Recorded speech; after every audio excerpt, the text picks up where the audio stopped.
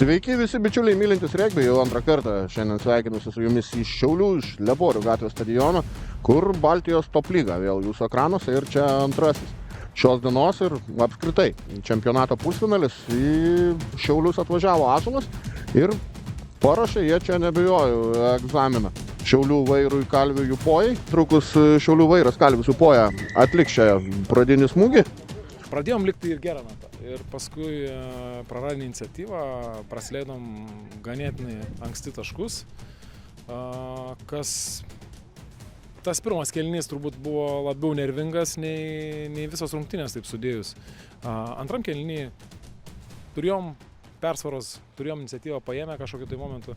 Ir tiesiog iš to, ką dabar taip ant karšto, tai mes per daug klystam. Konkrečiai per daug klystam. Buvo sukurta progų, jos neišnaudotos, paprasčiausiai sunkiai tvarkėme su kamuolys iš oro. Ta vienas momentas, kuris man užstrigo. Tai vat tokie neišdirbti momentai. Rezultatas 10-10, ilgai atsiklikinėjot, parodėt charakterį, išlyginot, ar esat patenkinti rezultatu ir džiaugiatės, kad Kaune viskas nuo nulio prasidės? Ar čia reikėtų džiaugtis, labai suabejočiau toje vietoje, bet rezultatas tai nulinis, sakykime, toje vietoje.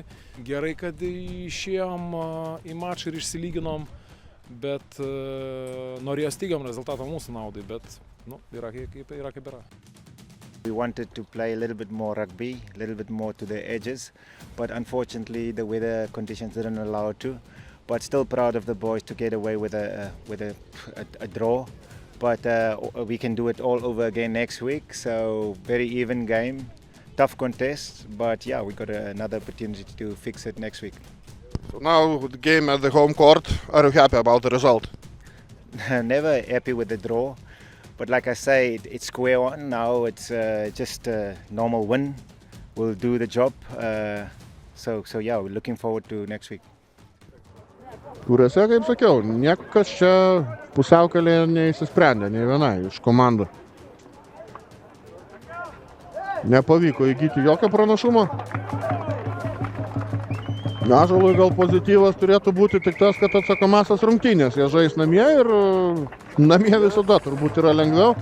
O čia rungtynės baigėsi, viskas. 10-10 galutinis rungtynių rezultatas.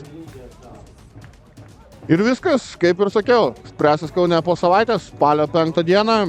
Ten ir susitiksim, gražaus jums likusio savaitgalio.